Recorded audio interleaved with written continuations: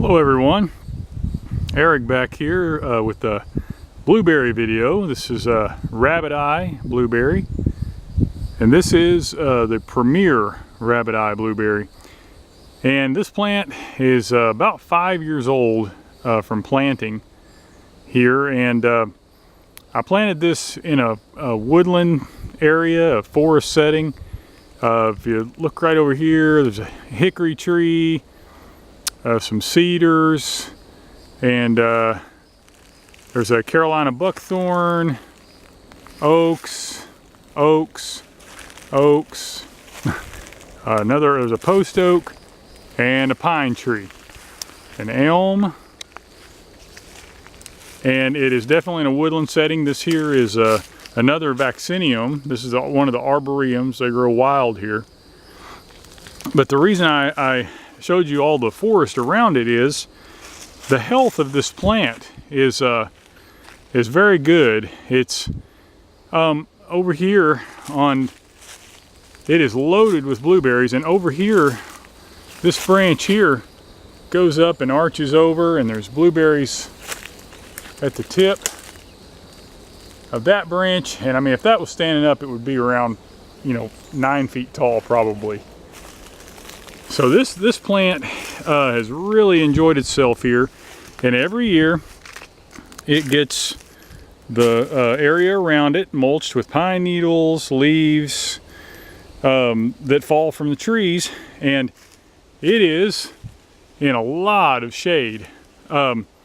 If you read about blueberries, they talk about full sun. Well, this plant probably only gets about 4 hours of sun a day, if that, and this is the healthiest plant that I have.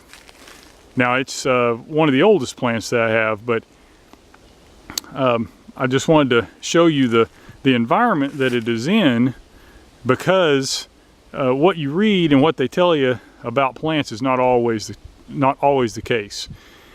This plant loves being underneath, loves being in the understory, underneath the woods here.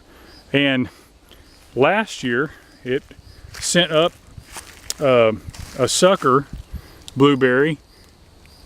Right there is the trunk of the main plant, and last year it sent up this sucker here, and it actually has blueberries on it this year, getting ripe.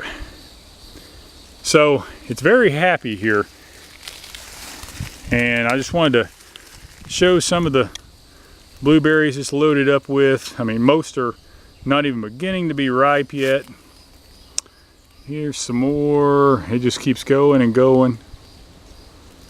So let's talk about Rabbiteye blueberries for a minute. Vaccinium ashii, and they get really tall, and the cultivars that they have are they get pretty good size. This here, I mean, these get about the size of a dime to nickel size. Now the thing about Premier is it has to be really ripe before it's really good. Sometimes, if you don't get them just right, it's kind of bitter. And also with Rabbiteye blueberries, they're more drought tolerant, and they're heat tolerant, and I need both where I live. So that's all I plant is Rabbiteye blueberries.